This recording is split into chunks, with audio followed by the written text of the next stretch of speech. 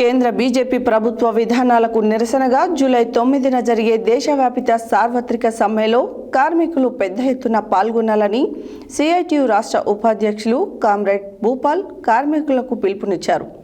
మంగళవారం రోజున Peddakandukur premier explosive limited పరిశ్రమలో CITU working president Kalluri Mallesham అధ్యక్షతన గేట్ మీటింగ్ జరిగింది.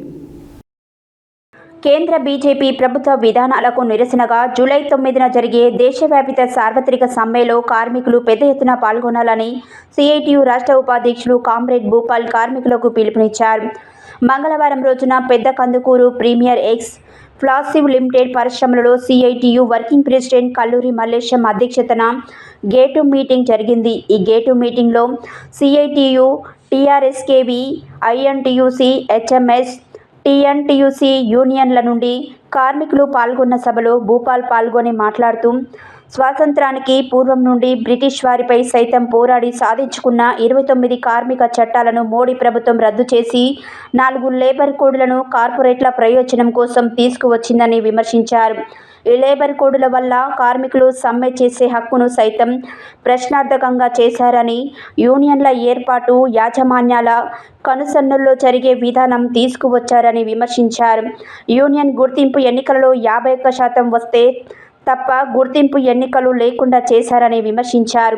నేడు పరిశ్రమలలో అనేక ప్రమాదాలు జరుగుతున్నాయని, లేబర్ కోడ్లు అమలులోకి వస్తే మరింత పెరుగుతాయని, ఇప్పటికే నామమాత్రంగా ఉన్న ఫ్యాక్టరీల ఇన్స్పెక్టర్ల తనిఖీలు భవిష్యత్తులో లేకుండా పోతాయని ఆవేదన వ్యక్తం చేశారు. మరోవైపు బిఎంఎస్ యూనియన్ కార్మికులు విడదీస్తూ కార్మికులకు నష్టం చేసే లేబర్ కోడ్లకు మద్దతుగా ఉంటూ కార్మిక ఐక్యతకు విఘాతం కలిగిస్తున్నారని విమర్శించారు. రేపు జరగబోయే సమ్మెలో కార్మికులు, యూనియన్ నాయకులు అతీతంగా సమ్మెలో పాల్గొనాలని పిలుపునిచ్చారు. ఈ గేటు మీటింగ్కు సిఐటియు జిల్లా కార్యదర్శి కల్లూరి మల్లేశం అధ్యక్షతన వహించగా, టీఆర్ఎస్కేవి యూనియన్ నాయకులు Barma Sattaiah, INTUC general secretary Rajireddy, HMS general secretary Sampath, TNTUC రాష్ట్ర నాయకులు రేగు బాలనరసింహ, హెచ్ఎంఎస్ నాయకులు Satyanarayana, Srinivas, CITU general secretary Chekka Paramesh, జిల్లా సహాయ కార్యదర్శి సుబూర్ సత్యనారాయణ, జిల్లా కమిటీ సభ్యులు Puppala Ganesh M, TRSKV Balaraju, INTUC నాయకులు Pentayya, contract workers union general secretary Jammu Rajasekhar తదితరులు పాల్గొన్నారు. ప్రధాన డిమాండ్ ఒకటి, 4 లేబర్ కోడ్లను విత్డ్రా చేసుకోవాలి. 4 లేబర్ కోడ్లను విత్డ్రా చేసుకోవాలంటే ముందు 4-5 పాయింట్లు మనం గుర్తుపెట్టుకోవాలి. రాబోయే కాలంలో అంటే భారీ పరిశ్రమలు కానీ, మధ్యతర పరిశ్రమలు కానీ, సంఘటిత రంగంలో పనిచేసే కార్మికులకు యొక్క ఉద్యమాన్ని విచ్ఛిన్నం చేయడం కోసమే ఈ లేబర్ కోడ్లలో ముఖ్యమైన పాయింట్లు ఉన్నాయి. ఒకటి, ఎందుకంటే ఎన్నికలకు సంబంధించినటువంటి ఒక ప్రొవిజన్ పెట్టారు, ఇండస్ట్రియల్ రిలేషన్ కోడ్ అని చెప్పి దాన్ని తీసుకొని వచ్చి ఏదైనా ఒక కంపెనీలో గుర్తింపు ఎన్నికలు జరగాలి అంటే, గుర్తింపులోకి రావాలి ఒక యూనియన్ అంటే 51% ఓట్లు రావాలని చెప్పేసి కొత్త నిబంధన ప్రవేశపెట్టారు. 51% ఓట్లు రాకపోతే మళ్ళా వచ్చినటువంటి ఓట్లు అన్ని కూడా 20% చొప్పున లెక్కేసి డెలిగేషన్ ఒక ఎంపిక చేసుకొని వాళ్ళతో మేనేజ్మెంట్ ఒప్పందం చేసుకోవాలని చెప్పేసి పెట్టారు. ఆ డెలిగేషన్ని కూడా ఉదాహరణకు మన హెచ్ఎంఎస్కో 20% ఓటు వచ్చింది అనుకోండి, ఐఎన్టీసీకో 20% వచ్చింది, సిఐటికో 20% వచ్చింది, టీఆర్ఎస్కు 20%, లేదు టీఎన్టీసీకో 20%, ఇట్లా వచ్చింది అనుకోండి. దానికి 20% చొప్పున ఒకరొక డెలిగేషన్ని అక్కడ నెగోషియేటింగ్ కౌన్సిల్ అనే పేరు మీద ఎంపిక చేసుకొని మీరు ఒప్పందాలు చేసుకోవాలని చెప్పి చట్టం చెప్తా ఉంది. అయితే నెగోషియేటింగ్ కౌన్సిల్ ఎవరు ఉండాలో యూనియన్లు డిసైడ్ చేయవు, ఆ కౌన్సిల్ని మేనేజ్మెంట్ వాళ్ళే అపాయింట్ చేస్తారట. ఇది కూడా దాంట్లో నిబంధన రాశారు. అంటే మనం ఎన్నికలు జరిగి ఎన్నికైపోయినా మన తరఫున ప్రతినిధి ఎవరు ఉండాలో మేనేజ్మెంటే డిసైడ్ చేస్తుంది అనే నిబంధనలు తీసుకొని వచ్చారు. 51% ఓటింగ్ అనేది నిబంధన పెట్టడం అంటేనే రాబోయే కాలంలో అసలు ఎవరు రికగ్నైజ్ యూనియన్లే లేకుండా చేసేటువంటి కార్యక్రమాన్ని ఈ కొత్త లేబర్ కోడ్లో తీసుకొచ్చిన పరిస్థితి మనం చూస్తూ ఉన్నాం. అలాగే సమ్మెలు చేసే హక్కు మన కార్మికులకు ఉంది. ఆ సమ్మెలు చేసే హక్కు లేకుండా 60 రోజుల ముందే నోటీస్ ఇవ్వాలని చెప్తూ, ఒకవేళ 60 రోజుల ముందు నోటీస్ ఇవ్వకపోతే ఇల్లీగల్ స్ట్రైక్లుగా డిక్లేర్ చేసి హక్కుల్ని కాపాడుకోవడం, కార్మిక హక్కుల్ని కాపాడుకోవడం అనేటువంటిది మన ముందు కర్తవ్యం. ఆనాడు మన కార్మిక వర్గం పోరాటాలు చేసి, ఉద్యమాలు చేసి, త్యాగాలు చేసిన ఫలితంగానే 1947 ఇండస్ట్రియల్ డిస్ప్యూట్ యాక్ట్ వచ్చింది. అలాగే 1926 ట్రేడ్ యూనియన్ చట్టం వచ్చింది. అలాగే బోనస్ యాక్ట్ వచ్చింది, పిఎఫ్ యాక్ట్ వచ్చింది, ఈఎస్ఐ యాక్ట్ వచ్చింది, గ్రాట్యుటీ చట్టం వచ్చింది, కాంట్రాక్ట్ లేబర్ యొక్క రెగ్యులేషన్ అబాలిషన్ యాక్ట్ వచ్చింది. ఈ రకంగా అనేక రకాల చట్టాలు కార్మిక వర్గం పోరాడి సాధించుకుంటే ఈరోజు ఈ కేంద్ర ప్రభుత్వం బీజేపీ సర్కారు మొత్తం కూడా వాటిని రద్దు చేసి పడేసి 44 చట్టాలని రద్దు చేసి 4 లేబర్ కోడ్లను తీసుకొని వచ్చి ఈరోజు అనేక రకాలుగా దాడి చేస్తున్న పరిస్థితి మనం చూస్తూ ఉన్నాం. ఈ 8 గంటల పని అంటే చాలా ఇంపార్టెంట్. ఈ 8 గంటల పని దినాన్ని 12 గంటలుగా మార్చేస్తూ ఈరోజు లేబర్ కోడ్లు తీసుకొని వచ్చారు. అంటే 3 షిఫ్ట్లు కాకుండా 2 షిఫ్ట్లలే పనిచేయాలి, 2 షిఫ్ట్లు పనిచేయాలని చెప్పేసి ఈరోజు ఆ లేబర్ కోడ్లు చెప్పినటువంటి అంశాలు మనం గుర్తుపెట్టుకోవాలి.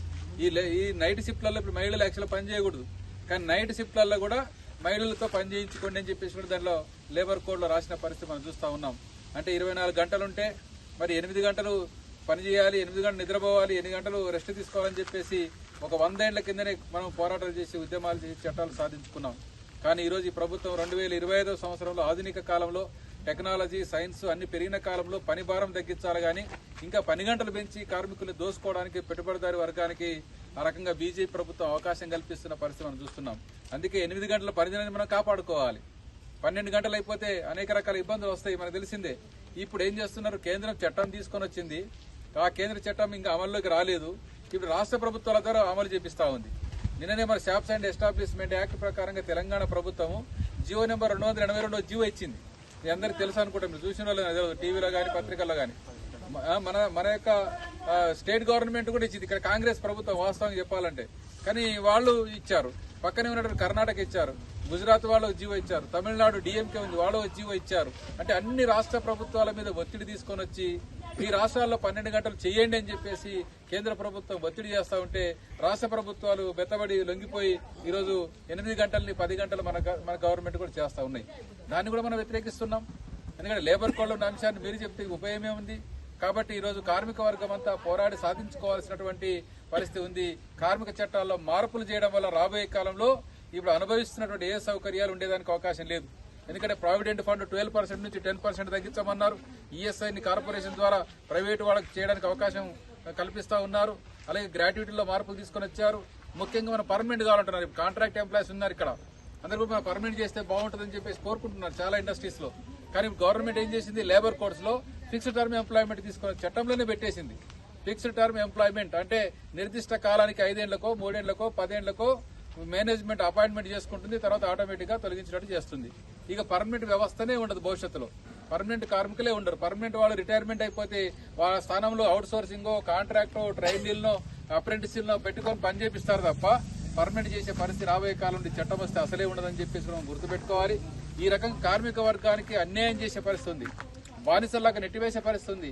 150 సంవత్సరాల నుంచి పోరాడి సాధించుకున్న హక్కుల్ని ఈ రోజు మనం పోగొట్టుకోవాల్సిన పరిస్థితి రోజు ఏర్పడ్డదని చెప్పేసి మనం అందరం గమనించాలి. వీటిని మనం ఆ రకంగా నిలబెట్టుకోవడానికి ఒక పోరాటం చేయాల్సిన పరిస్థితి ఉంది ఈ రోజు. అందుకే కేంద్ర కార్మిక సంఘాలు మనకు రాజకీయంగా మనకు విభేదాలు ఉన్నాయి. ఐఎన్టీసీ కానీ, ఏఐటీసీ కానీ, హెచ్ఎంఎస్ కానీ, సిఐటి కానీ, ఇతర అనేక సంఘాలకు, టీఆర్ఎస్ కే లాంటి సంఘాలకు మన మధ్య చాలా విభేదాలు ఉన్నాయి. సైద్ధాంతిక విభేదాలు ఉండొచ్చు, వ్యక్తిగత అభిప్రాయాల విభేదాలు ఉండొచ్చు. కానీ ఏదేమున్నా లేబర్ కోడ్ లాంటి మొత్తం కార్మిక వర్గానికి నష్టం చేస్తున్నాయి. కాబట్టి కార్మికుల ఎజెండానే మా ఎజెండా అని చెప్పేసి మిగిలిన ఎజెండాలు పక్కకు పెట్టేసి అన్ని కార్మిక సంఘాలు ఒక తాటి మీదకి వచ్చి ఈరోజు ఈ సమ్మె కార్యక్రమాన్ని జయప్రదం చేయడానికి ముందుకు వస్తున్న పరిస్థితిలో మన ప్రీమియర్ కంపెనీలో దాన్ని ఖచ్చితంగా జయప్రదం చేయాల్సిన అవసరం కూడా ఉంది. ఇక్కడ టీఆర్ఎస్ ఉంది, ఇక్కడ మన సిఐటి ఉంది, ఇక్కడ ఐఎన్టీసీ ఉంది, ఇక్కడ హెచ్ఎంఎస్ ఉంది, అన్ని సంఘాలు ఉన్నాయి. కాబట్టి మీరందరూ కలిసికట్టుగా ఈరోజు ఒక తాటి మీదకి వచ్చి ఈ సమ్మెను జయప్రదం చేయడం అంటే భవిష్యత్తు